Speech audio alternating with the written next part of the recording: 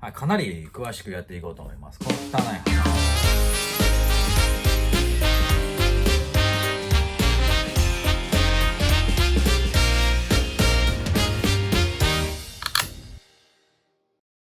はい、今日はですね、前からやるって言ってた剪定バサミの研ぎ方ですね。新品箱出し状態のこのおかつねの剪定バサミを手本にしながらね、使い古したハサミをメンテナンスしていくというふうなことをやっていきます。はい。まあ中にはね、他の YouTube と見比べながらね、される方なんかおるかもわかりませんけど、まあ適当にやっていきましょうとかね、まあよくわからないんだけど、なんとなくこういう風にやってますとかね、私は刃物は詳しくないんだけど、という人とかね、まあちょっと話にならないですよね。完璧なね、100点の状態でインストールしないと再現性がないですよね。8割ぐらいを教えてもらったら、それを 80% 再現したら60点しか取れへんから、まあ、完璧な状態っていうのをお伝えしていくんで、簡単で早くて便利。しかも費用的にも安い。それから応用可能な形でね、基本的な事項をお伝えしていこうと思いますんで、まあ、一回も包丁を研いだことないよとか、ハサミなんて研ぐのもってのほかだという人でもね、このビデオを見終わった後にはね、相当な自信を持って、刃物研ぎにチャレンジできると思いますね。一回ではね、うまくできるようにはならないです。だけど、やり直しが効くんだ、という風に考えていただいてね、一回自分で刃物を研いでみて、うまくできなかったらまたやり直す。ビデオ見直してね、またやり直す。で、現場、実際にね、木を切ったりしてみて、切れ味が悪かったらまた修正するという風なことをしながらね、自分好みの刃をつけれるようになっていくというのがね、最終の到達地点ですね。道具をメンテナンスしながら一流の職人の腕をつけていく。それでメンテナンスも、自分なりにできるようになって、それで一人前かというところでしょうね。道具はね、ですね、包丁を研ぐ、こういう専用の道具も、こういうのはね、グラインダーもあるんですよね。いろんな道具がありながら、こういうのはね、普通の砥石ありますよね。こういうのでこう、ゴシゴシゴシゴシゴシ研いでいくというやり方と、刃物研ぎ器でね、ジャーっとね、研いでいくというのと、いろいろあると思うんですよね。で、こういう風な形状のね、ダイヤモンド砥石もあるんですよ。300番と800番とって。で、こういう砥石を別に毛嫌いしてるわけじゃないんですよね。で、剪定バサミ、こと剪定バサミについては、特殊なね、刃の形状。ゆえにね、このダイヤモンドシャープナーを使っていくのがね、時間も早いし、よく研げるし、手入れしやすいという風なことでね、ダイヤモンドシャープナーを使っていきます。じゃあ、詳しくやっていきましょう。じゃあ、まずはね、マイクロスコープで観察してみましょう。結構刃が傷んでますよね。刃こぼれしているような状態。これ切り刃。こっちをね、切り刃と言いましょう。今日はね、結構傷んでますよね。切り刃の裏見てみましょう。で、全体的に錆びてるし、結構汚れてますよね。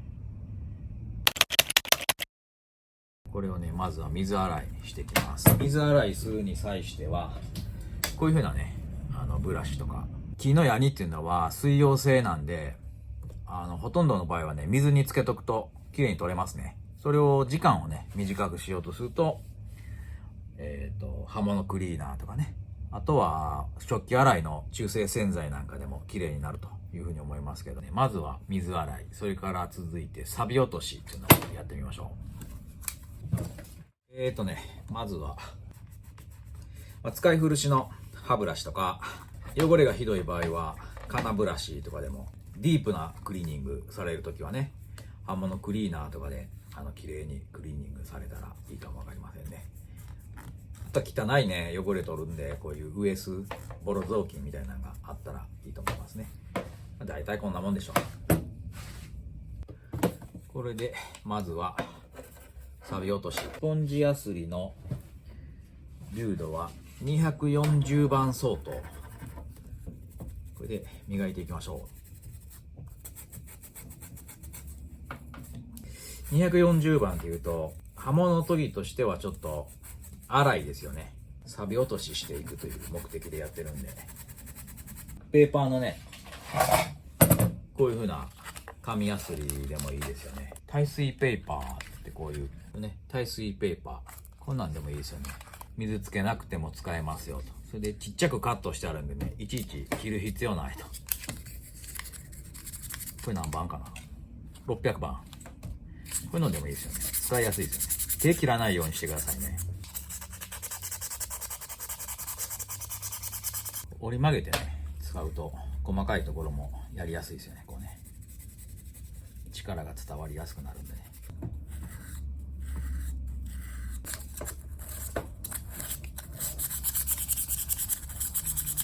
あまりにもね、錆がひどい時は錆落としのような薬品を使うのがいいかもわかりませんね。思いますけど、ひとまずはこれぐらいで。ちょっとね、錆の粉があちこちに入ってるんで、一回ね、これでさっと水で流してきます。テーブルも一回きれいにしましょう。 OK。 刃の部分と金属の部分洗ってきました。はい、マイクロスコープで見てみましょう。はい、使い込まれた剪定バサミ、切り刃の表側ですね。刃こぼれがそこかしこに見られるような状況ですね。はい、こっちからも結構痛みが分かりやすいですよね。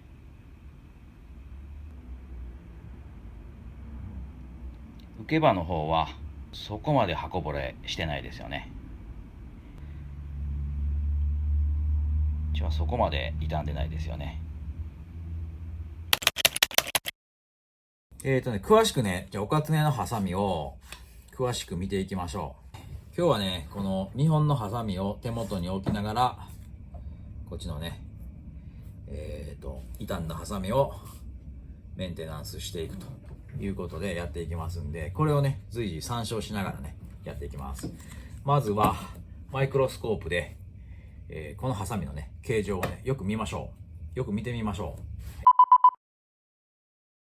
おかつねの文字も綺麗ですよね。とハマグリバーと言いながらですね、おかつねの剪定バサミは先端部分ですね、刃先の部分は角度が急に変わってますよね。二段刃がついてますよね。このコバがついてますよね。切り刃の裏側、ここですね。特徴はここですね。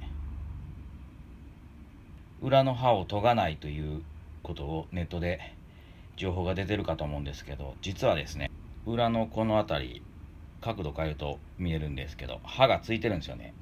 裏からコバがつけられています。はい、受け刃の表側つるっとなってますね。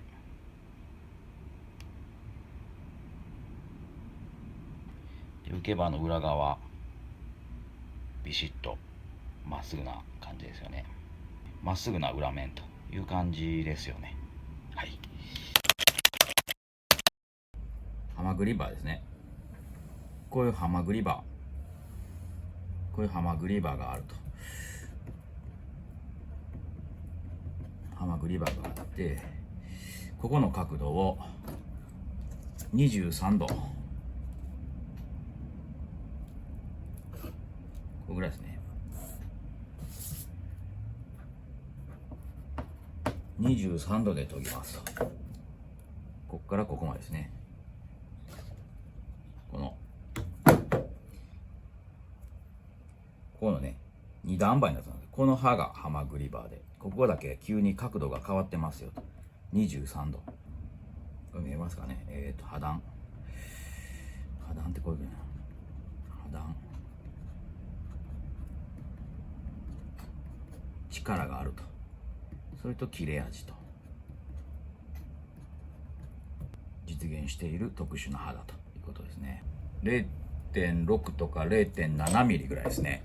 ポイントはですね、こっちの裏にも刃がついてるんですよね。こっちはもう一つ細い髪の毛1本2本あるかないか、髪の毛1本あるか2本あるかという 0.3 ミリ、もっと小さいかもわかりませんね。 0.2 とかこうか。でこっちからはおかつねの公式情報は、裏面はですね15度で研げと、こういう風に言ってるんですよ。アルスのハサミだとね、若干刃の広さは広いですよね。これが 1.2 ミリぐらいありますね。アルスは 1.2 ミリぐらいありますね。で裏コバはどうかな、はい、0.2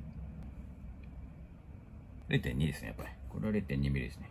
アルスも 0.2 ミリ。これメーカーによっていろいろ鋼材の硬さとか刃の形状とかね、いろんな考え方の違いでいろいろ違うんでしょうね。このね角度をねどうやって出していくんかということなんですよね。まずはね、これをねこういう風な砥石でね、15度23度こうやってまずできないですよね。ほいでこの砥石でね、なんか専用のおかつねの砥石も出てるんですけど、こういうやつでね、なんかゴソゴソこんなんしてこう研いでいきましょうってこう YouTube でもねこう解説してる人いるんだけど、まずね綺麗な刃付けはねできないと思った方がいいですよね。今回使うのはこれダイヤモンドシャープナー、表面裏面両面使えて、粒度がね1000番と400番というのが使えるやつ。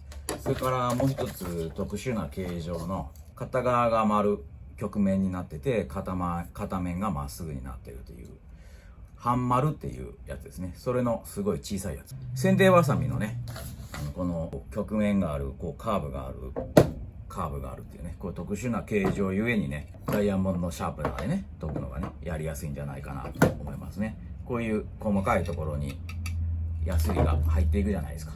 これね、こういうところでね非常にやりやすいと思うんで、ぜひねこの機会にねこのやり方を覚えてもらったらなと思いますね。今日はねおかつねの剪定バサミを研いでいくということなんで、こう角度をね決めていきましょうと。それでこのね角度を出すのが難しいじゃないですか。どうやって教えたらいいかなと思ってね、僕が考えたのは、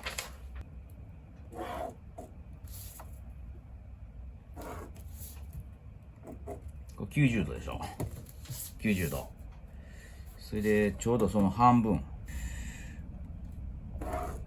45度になるじゃないですか。でその半分ですよね。ここですね。これが 22.5 度。計算上そうなるでしょ。それでおかつねが23度と言ってるからアルスはね公式で20度と言ってます。まあまあ簡単に計算で出せますよね。だからヤスリを当てる角度をね90度45度 22.5 これぐらいで刃をつけていくとやると簡単にできますよね。でその裏はもう一つ難しいですよね。90度45度 22.5 度、それからもっと鋭角に15度ですね。まあポイントは、まあ最大のポイントはね、ここのハマグリのところは研がずに急にここでねコバをつけるという、これが2段刃、1段2段の2段刃になっているというここのコバ、それから裏コバ、これをねつけるというのが、まあ、最大のポイントと正解ですよね。角度正しい公式のね情報を踏まえた情報。それからですね、こっちは研ぎますわね。切り刃を研ぎますわね。で裏はこう研ぎましょうって、角度でね 0.2 ミリぐらいでしたね。こっちは 0.7 から1ミリぐらいでしたね。これぐらいで研ぎましょうって言うんだけど、裏の刃をね研がないということがネットで結構出てるんですよね。これはねこの辺りですよね。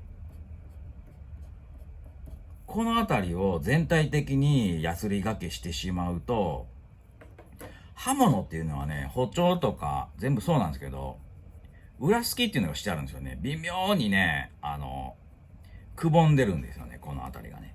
だから、ここをね、フラットに研いじゃうと、ね、この裏すきっていうのが入ってるのがなくなっちゃうから、切れ味が悪くなるとかね、切れなくなっちゃうっていう、そういうことなんですよね。微妙なね、おかつねのハサミはね、肉眼ではわからないですね。ほとんどフラットのように見えるんですよね。その話と、ここの裏からのコバをつけるっていうのをね、混同しないようにね、してください。勢力をどれぐらいかけていくかっていうと、ここを研ぐのにね、力の80から 85% ぐらい時間と労力がかかりますよと。それからこっち研ぐのに、そうですね、5% から 10% ぐらいの労力かかりますよね。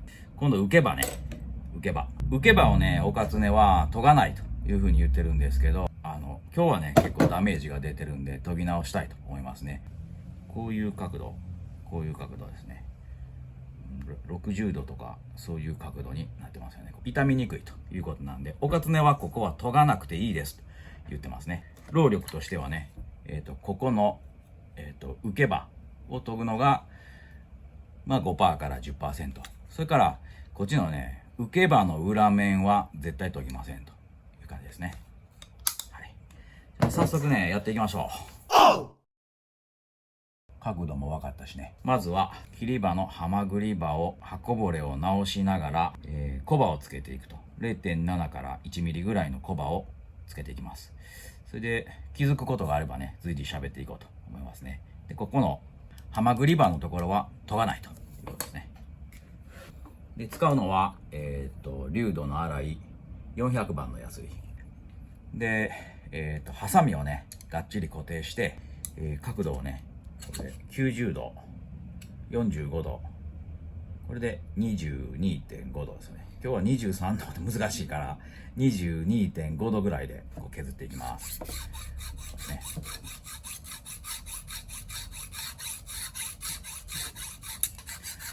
かなり刃こぼれしているハサミなんで、今日は時間かかると思いますね。気づいたことがあるたびにね、喋りながらやっていこうと思いますね。細かいところにヤスリが入りやすいですよね。こういうダイヤモンドシャープナーでやるとね。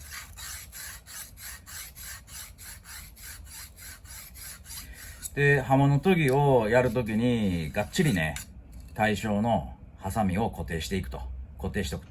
で、不意にね、ガッとこう、刃物が動いたりして、手を怪我しないようにね、この間に指を入れないように。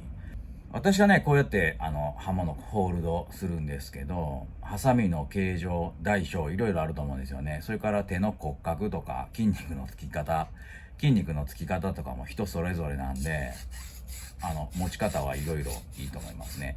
こう、テーブルに置いてね、やった方が手が楽で固定できる人もいるだろうし、こう、万力とかバイスみたいなのでね、がっちり固定してやった方がやりやすい人もいるでしょうし、人それぞれですよね。こう、地面に置いてやってもいいし、こう、宙に浮かしてね、やってもいいし。何よりもね、ハサミを固定する。それから、一定の角度でヤスリを動かすっていうのが最大のポイントですよね。包丁研ぎなんかでね、よくあるミスで、どうしてもね、これをね、出刃包丁とか、そういったものと見立ててね、これをヤスリで研いでいくとするじゃないですか。そしたら、人間はね、どうしてもね、こう、円運動を描いてしまうんですよね。こういう風に動かしちゃうんですよね。そうするとですね、刃物が丸い刃になっちゃうんですよね。体を丸く動かすと、こういうね、丸い刃になってしまうんですよね。こういう。鋭利なほど、刃物は切れ味がいいですよね。だから丸い刃になっちゃうと、途端に刃が切れなくなっちゃうと。刃物研ぐときはね、こう丸く動かさないと。まっすぐこういう風に一定の角度で動かす必要があるんですよね。一定の角度で。それはダイヤモンドシャープナーでこの刃を研ぐ時も同じ話で、丸く動かしちゃうと刃がね丸くなっちゃって切れなくなるんですよね。一定の角度を維持してキープしてね、こういう風にそこだけはね強くね意識する必要がありますね。この角度をね決めて一定の角度でこすると。それで時々ね聞かれる時あるんですけど、ヤスリをね前後にこうやって動かすんか、あるいは一方通行に動かすんかっていう問題があるんですよね。問題っていうか関心事ありますよね。これも一緒なんですけど、これねこう一方通行で動かすんか、あるいはこうゴリゴリゴリゴリ削っていいんかという問題ですけど、金属をね金属加工で要するに金属を鋭利に尖らしていくっていう話なんで、やりやすいやり方でいいと思いますよ。ゴリゴリゴリゴリ削ったら往復で削れるから作業は早いですよね。だけど仕上げの局面になってきた時にね、仕上げの段階に入ってきた時は刃を滑らかにするっていうことが大事になってくるから、料理包丁とかね切りながら角度変えたりするでしょ。強弱がつけたりね。最後の最終の場面ではね、仕上げの砥石でねこうしのぎの方からこっちの峰の方から刃先に向かってね、こういう風にヤスリが動いて滑らかな刃がねついたらいいなということは、理論上はそうかもわかりませんけど、剪定バサミとか園芸の道具でね切る対象は割と硬くて荒々しいようなものを切るんでね、そこまで細かい配慮はいらないと思います。仕事を早くしようかと思ったらね、ヤスリをね前後に動かすっていうのは当然のことですよね。ほとんど効果に変わりはないと思いますね。で400番でガリガリ削っていく段階ではね特に気にする必要はないですよね。前後に動かして全然大丈夫で、気になる人はねこの後1000番で研ぎますけど、1000番で研ぐときにこう一方通行で仕上げていくということをねやればいいんじゃないでしょうかね。まずはねこれで削っていく。幅はさっきのやつこれね0.7 ミリから1ミリぐらいの幅で22.5 度で削っていく。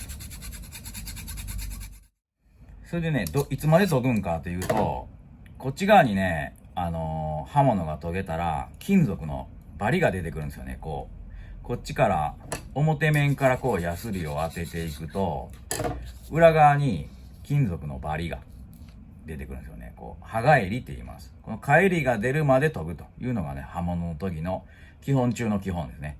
包丁研ぎもハサミ研ぎも何でもそうです。こっちからヤスリを当てていって、こっちから砥石を当てていくとこっちから返りが出ると、そこまで研ぎます。逆に言うと返りが出ているんであればそれ以上研いでは鋼がもったいないから時間の無駄、それから資源の無駄遣いになりますからね。刃返りが出るかどうかっていうのを砥石でね研ぐとき、よく家庭用の包丁研ぐ砥石なんかだとだいたいこう研ぎやすいね真ん中だけを使って研いだりするから、真ん中がねくぼんでくるんですよね。だから砥石使う時もね前から後ろまでできるだけねたくさん砥石を使う。平均的に砥石を減らしていったらいいんで、砥石の端っこの部分だけこう意識的に使って砥石を均等にすり減らしていくっていう、そういう配慮がいりますよね。だからできるだけたくさん砥石を使うというのが大事になってきます。それと一緒でダイヤモンドシャープナーも大事な道具で、できるだけねこのシャープナーの端から端まで使いたいなというふうに意識してやってください。どうしてもねこの辺が使いやすいからこの辺だけすり減ってしまって道具が長持ちしないから、これはねたくさん使うと。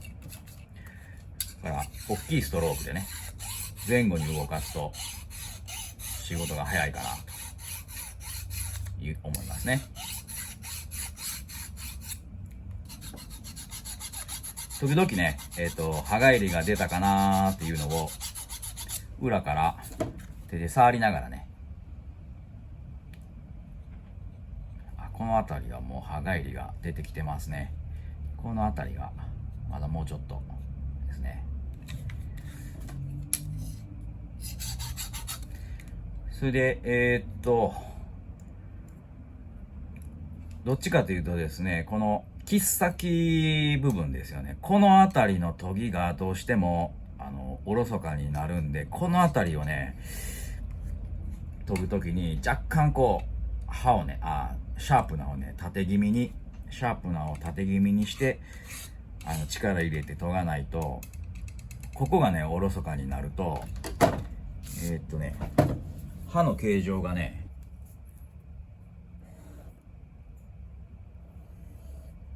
極端な絵を描くとこういう風な形状になってますよね。切っ先ってどういう字かな。こうかな。こういう風な形状でね、こういう形状になったでしょ。この辺りがおろそかになると、極端な絵描くとね、こういう感じですよね。この辺りが研げてなくて、この辺りばっかり一生懸命研ぐと、こういう刃の形状になっていくんですよね。そうすると、ここのね、カーブ、ここのね、ハマグリ刃の形状だけやなしに、この丸い形状もね、ポイントで、包丁をね、こう、引き切りするようなことになってるんですよね。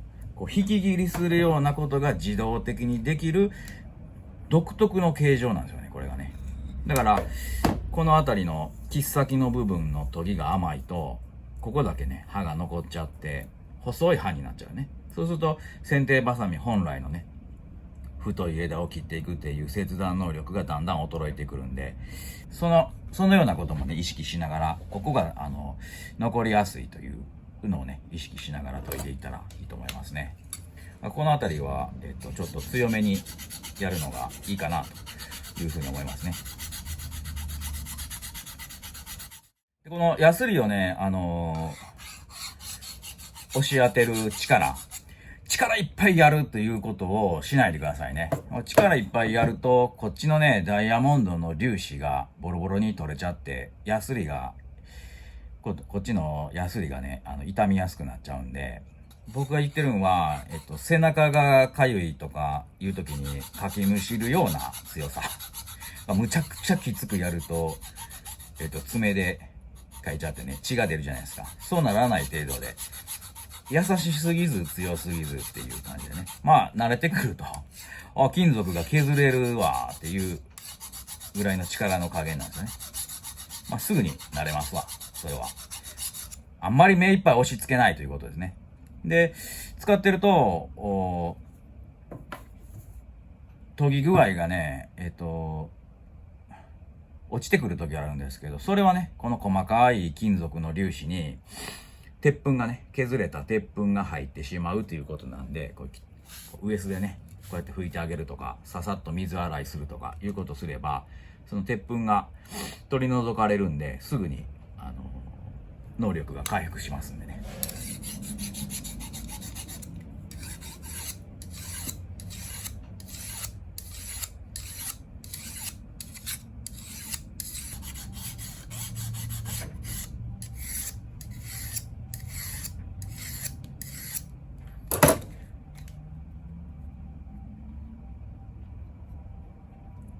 大体これで全体的に刃返りが出てきました。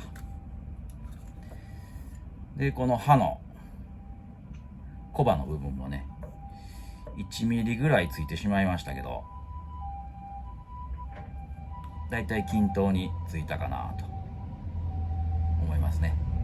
角度も一定でね、23度でしたね。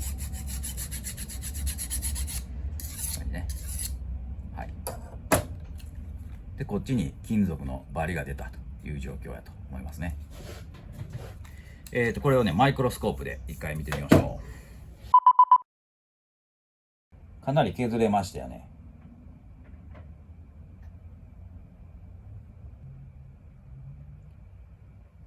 これは400番で研いだ状態ですね。まだちょっと荒々しいような、裏から見てみましょう。金属のバリが出てるっていうのが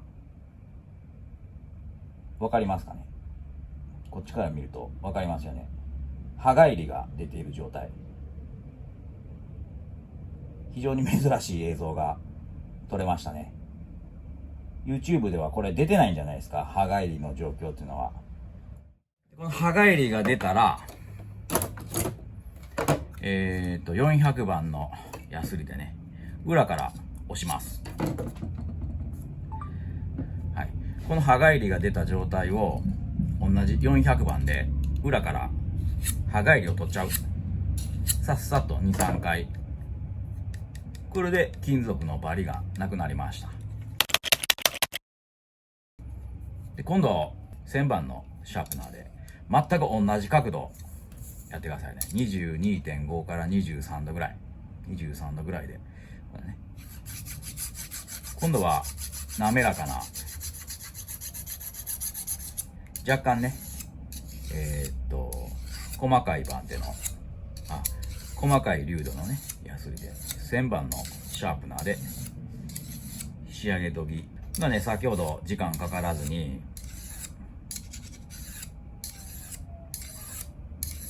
簡単に刃返りが出ます。これももう一回刃返りが出るまで仕上げで研いでいきます。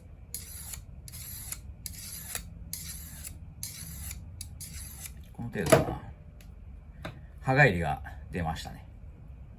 はい。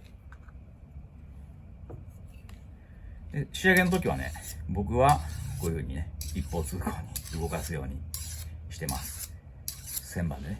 これで刃返りが出ました。もう一回刃返りが出ている状態見てみましょう。はい。これが1000番でもう一回研ぐと刃返りが出たという状況ですね。結構バリが出てますよね。はい。で、これを今度はね、1000番でこの刃返りを殺しちゃうと。切り刃の表面は完成と。刃返りが消えましたね。これでバリが取れました。はい。はい、次は刃の裏、切り刃の裏から15度の角度で 0.2 ミリ幅で、小さいね、裏小刃をつけると。これなんで裏からも刃をつけないといけないのかというと、こっちの刃とね、こっちの刃、切り刃と受け刃が、太い枝を切るという設計のハサミなんでね。ハサミってね、こういう動きのようで、実はこうね、ひねりが入って独特の形状で一点で交わるように作られてるんですよね。そうすると切り刃がね、こうついてるだけだと上の刃と下の刃が喧嘩しちゃうんでね、太い枝を切るときにね、刃こぼれにつながりやすいということで、切り刃を裏から刃をつけることでね、喧嘩を防止するという、そういう刃なんですよね。これ裏小刃と言います。はい。これはね、切り刃の、これは表から研ぐよりも早くね、研げるんで、これはまあ1000番でやっていこうと思いますね。角度は15度なんで、やり方はこれでつけていったらいいですよね。分かりやすくするとね、これで90度、半分に割って45度、もう半分に割って 22.5 度、さらにもっと下げると。で15度って言ったらむちゃくちゃ鋭角だなと、ね、こんな角度ですよね。これを 0.2 ミリ幅で裏からコバをつけていくと。かなりシャープナーを寝かした状態ですね。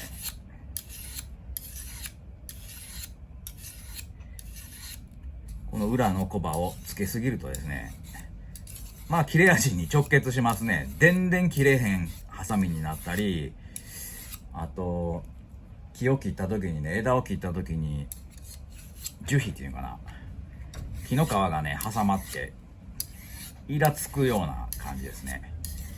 だからこの裏コバを引くっていうのはやりすぎると切れない刃になっちゃうんで、そうするとやりすぎた時はまたこっちからね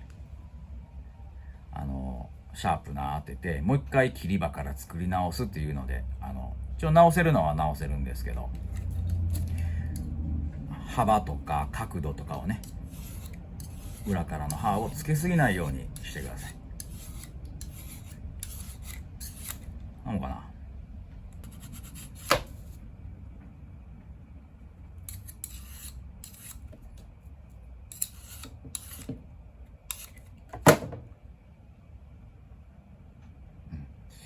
こんなもんかなと思いますね。旋盤で裏コバを引いて、そうするとこっちにまた表面に返りが出てくるんですよね。これ、はい、見てみましょう。裏から髪の毛1本より細いぐらいの幅で角度は15度コバをつけたと。でそうすると今度は表面にね刃返りが出てきてしまうと。でこの表の刃返りをまた旋盤でね仕上げに研ぐように刃返りを殺すと。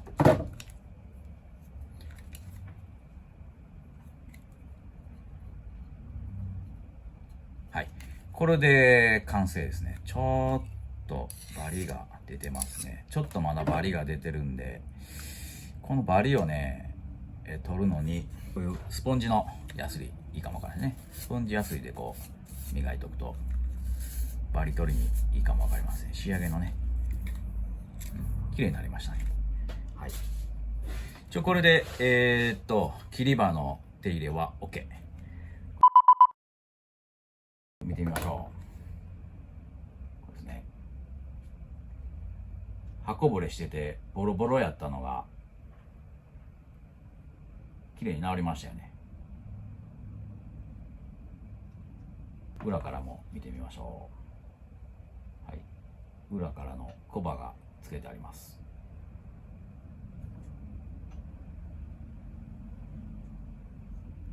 刃こぼれが全部綺麗に治りましたよね。はい、はい、次はですね、こっちの、受け刃の方ですね。受け刃の方は受け刃はねこれぐらいの受け刃がついてますよ。70度とかそれぐらいなんじゃないですかね。でこうカーブになってるんでちょっと分かりにくいですよね。でこれを研ぐのに曲面になっているこういうヤスリ、小さい方がやりやすいと思いますんで、こういうやつですね。こっちがこう曲面になっててこっちが平面になってる。これ一つバッグに忍ばしとくと現場でねささっとね落下させた刃物がねちょっと先端かけたりねちょっと金属が曲がったりした時に大きなダメージにつながるからね。だから緊急でねささっと直したり使う前にシャッシャッシャってタッチアップするのに1個ねこういうのが作業バッグに入ってると本格的なね手入れに至らないねタッチアップをするっていうのにもいいかもわかりませんよね。軽いしね。こういうこういう砥石をねバッグに入れとくっていうのは重たいし水が必要でしょ。水につけとかなあかんとかね、ちょっと現実的ではないですよね。この受け刃を研ぐのにねどうしてもこういうのがいると。で、ラウンド形状の半丸ってやつですね。受け刃のこっち側ですね、切り刃と当たる方のここに刃をつけていくんですけど、ほとんど研ぎ直す必要はないですよね。最初に見たようにマイクロスコープで見てもそんなにダメージが出てないから。で、岡常はここは研がなくていいですって言ってますね。でもハサミとしてはねここにも刃がついてるんで今日は参考までにということですけど、ポイントはねこっちのしのぎの部分ですよね。受け刃のしのぎの部分を削るという意識を持ってねここを平面にまっすぐ研いでいって、ついでにこっちの刃先の方もね一緒に研げたらいいなというぐらいの心持ちでやるといいと思いますね。同様にハサミを固定して、こういう感じですね。こっち側にこの受け刃のしのぎの部分を意識して平面に研げたらいいなと。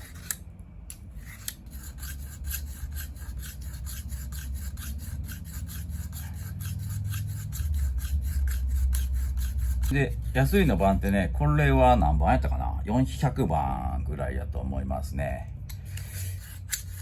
ここはその、滑らかな刃をつける必要はないんで、400番ぐらいの、こういう半丸形状のヤスリでいいと思います。できるならばですけど、ここの刃もこっち側に刃返りが出るまでやるというのが、理論上はそうなんですけど、ここをね、刃返り出るまで研ぐっていうのはめっちゃ大変です。で、そこまで金属を削るのは難しいと思います。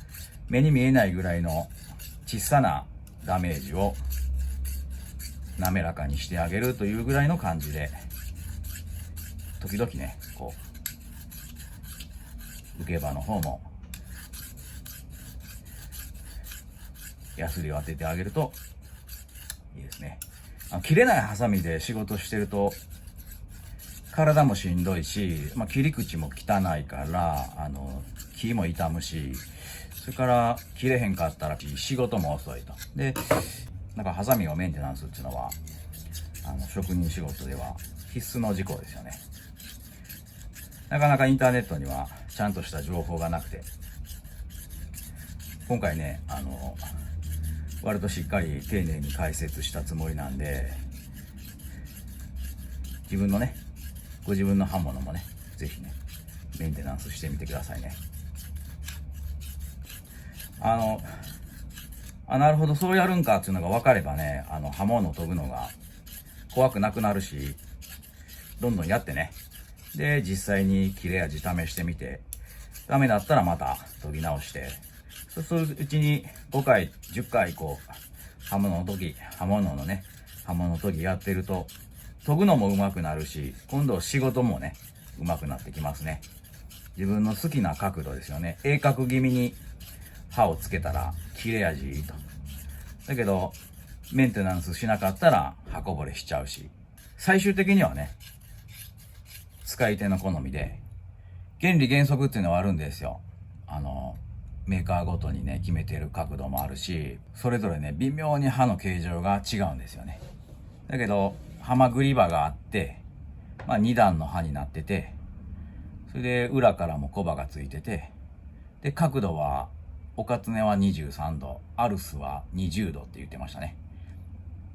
で、好きな角度でいいと思うんですけど、角度の決め方はね、紹介したように90度、45度、その半分で22.5。軽々にね、30度ぐらいで刃をつけましょうって言ってる。ビデオが結構あるんですよ。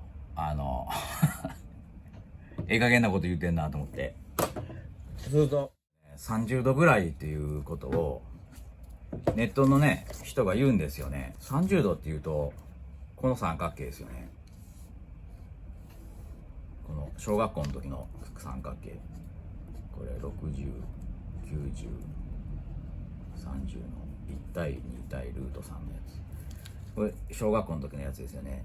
で、これで30度ぐらいで刃をつけましょうって言うんだけど、これ大きく間違えてますよね。30度で、しかも、裏からも角度つけて、裏コバつけましょうっつうと、30度で取って、こっちからも角度取ってってなると、こんなね、仮に15度で取れたとして、30度で取れたら、こう45度の刃物になっちゃうでしょ、ここ。30度ぐらいで研いでくださいっていう人がいるんですよね。30度、ほんまかよって思うんですよね。角度はね、結構大事ですよ。90度を取るでしょ。で、半分の角度が45度でしょ。その半分。これね。90度。で、ここは45度。その半分ですよね。その半分が22から23度。ね。これぐらいの角度で、刃付けをしないといけないと。この角度ね。それでしかも剪定バサミは裏からも刃を15度で取りましょうということなんで、合わせて30から35度ぐらいになると。ここね、最終の角度が、こういう風になってこういうなっとると。こうですね。こういう角度になるということですね。ここは30から35度ぐらいで刃を作りましょう。ところが30度ぐらいで刃を作りましょうとなると、そもそもがこの角度でしょ。でしかも裏から押してとなるとこんな角度になっちゃうでしょ。瞬間的に考えて45度の角度の刃物なんか切れないですよね。イメージで語られてるんですけど、その角度がね非常に大事なんで、引き続きですねここをやっていきましょう。結構ここの研ぎは今まで一回もやってないという人が多いと思うんで、結構ね時間かかりますね。ここをこっちに意識しながら全体を平面にしてください。全然ヤスリが当たらないですよね。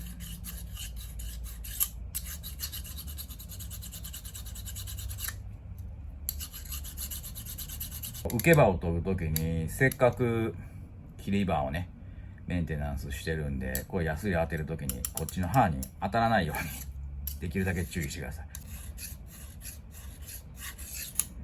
難しいですね。ここはなかなか削れていかないですよね。今日は割としっかりめにメンテナンスしてますけど、おかつね自身がね研ぐ必要ないって言ってるとこなんで、日常のメンテナンス日頃からちゃんとやってる人は研ぎ直しでこんなに時間かけなくてもいいと思うし、全然やったことない人は一からね道具揃えてやるっていう、今回ねこのビデオもご覧になられて一から研ぎ直すと初めて研ぐっていう人はめっちゃ時間かかると思いますね。慣れないしね。何回もビデオを見直してもらったらなと思いますね。はい、研げてきましたね。つやっとね。わかりますかね。やっと研げてきましたね。汗ばんできました。はい。やっと研げてきましたね。ここは朝から面を削っていくという風な感じで考えてほしいですね。この受け刃の研ぎ方っていうのはあんまり出てないんですけど、それこそおかつねの専用の釜砥石でなんかゴソゴソゴソゴソやりますって、こうなんかねゴソゴソゴソゴソってまあしにくいわね。でおかつねの砥石があれ柔らかくてねすぐなくなっちゃうんですよね。すり減っていってね。でヤスリの形状も変わってくるしね。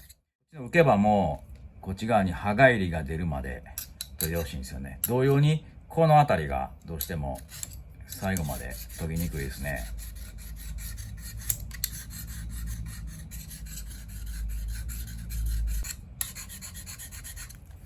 非常に研ぎにくいですね、ここは。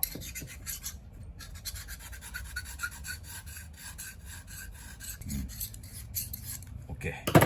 こんなもんやろ。はい。で、こっちに刃返りが若干ね、出るかというとこなんですけど、この受け刃の方の刃返りは取らないでください。こっちは取る必要ないです。すぐにこれでなくなっちゃいます。はい。OK ですね。だいたい OK。これで切り刃の表側から23度。400番で作って1000番で仕上げる。で、こっちから1000番で15度の角度。幅は極小ですね。0.2 ミリぐらいで切り刃の裏から裏小刃を引くと。それから受け刃はね、400番の半丸のシャープナーで面を出していく。こっちに意識しながらこっちの刃をつける。面を出していくと。この曲面をね出していくためにこういう半丸のシャープナーがいりましたという感じですね。これで刃物研ぎとしては一応完成なんですよね。マイクロスコープで完成度合いを見てみましょう。刃こぼれがなくなりましたよね。綺麗になりましたね。こっちですね。表面刃こぼれがなくなりましたと。だから切り刃の裏面、裏に小刃をつけました。受け刃の表面、かなり大きなダメージが出てたんですけど、まあ割と綺麗になりましたね。で、受け刃の裏面ですね、こっちはほとんど触れてません。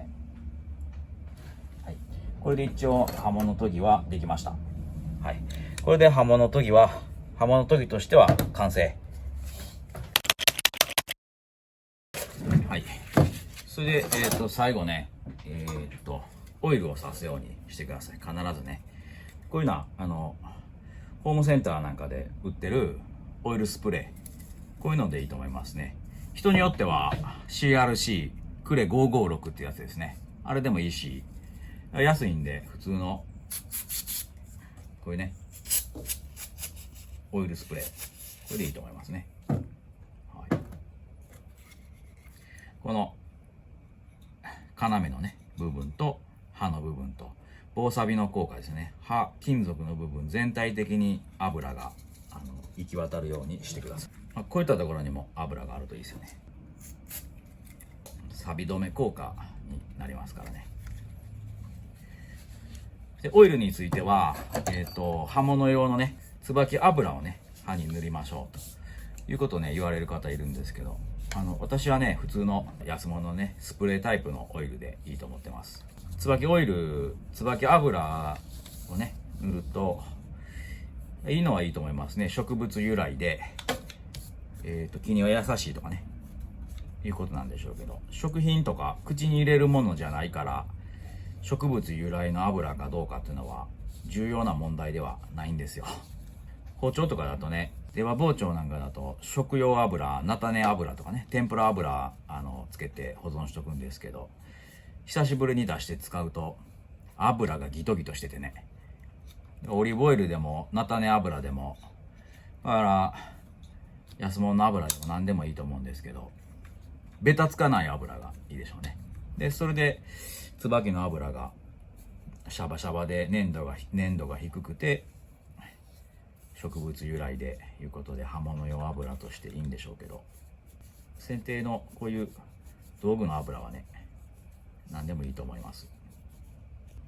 こういう隅々のとこまでね綺麗に洗ったり、こういったところの磨き上げなんかをするとピカピカに生まれ変わるから。それからこのボロボロのとこね、こういうのをちょっとどうにかしたいなというふうに思いますね。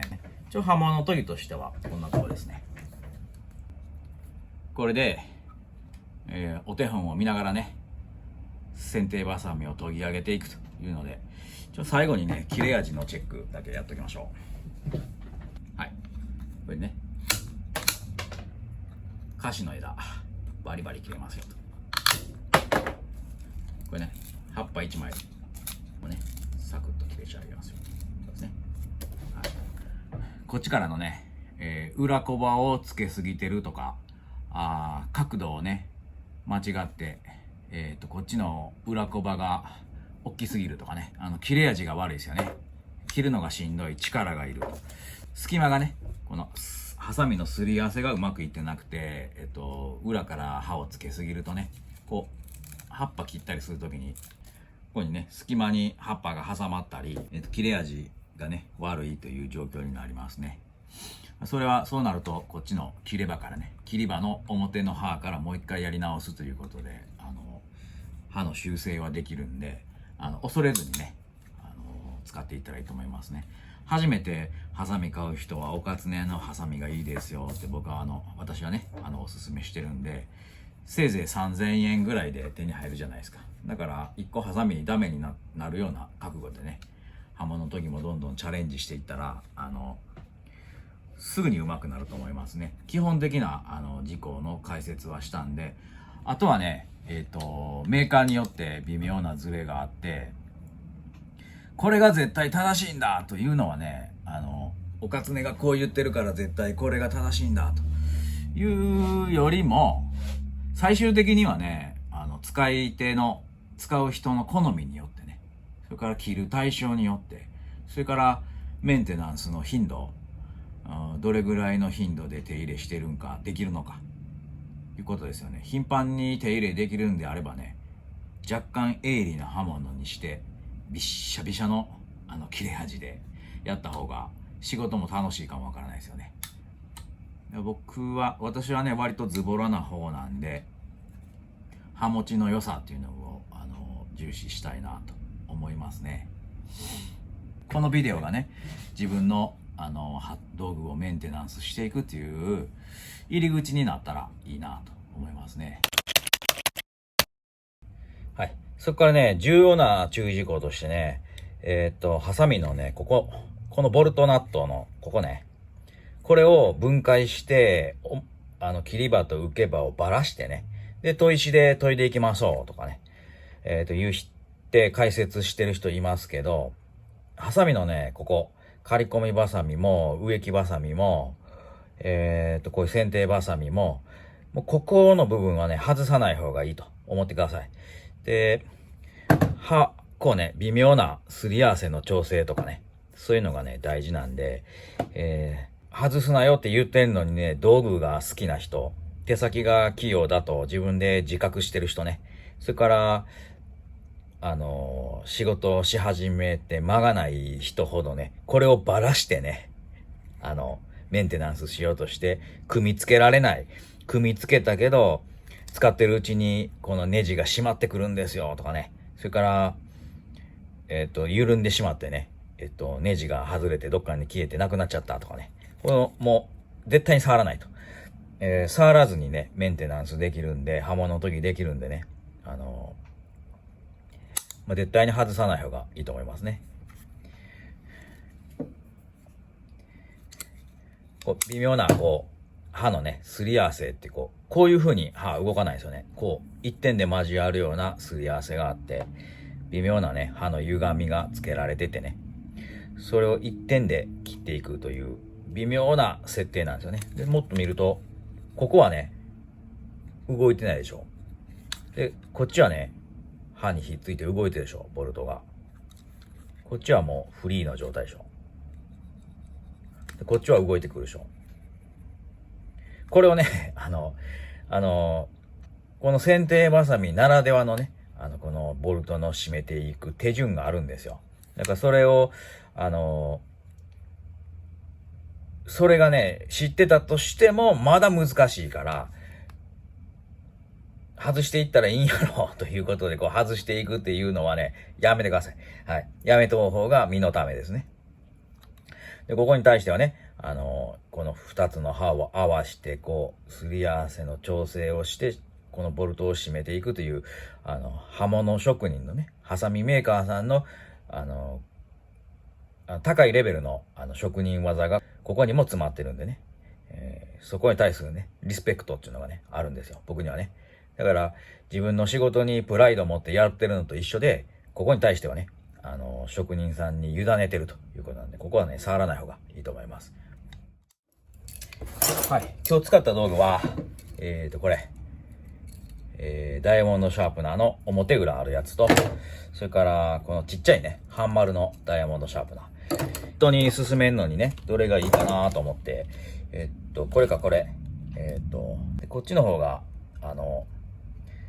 針を研ぐやつが、溝がついてるんで、大きなやつにはついてるんですけどね、ここにね。これはここに溝が掘ってあるんで、こっちの方がいいかな。珍しくね、会社の事務所からの、ビデオ撮影でした。どうもありがとうございました。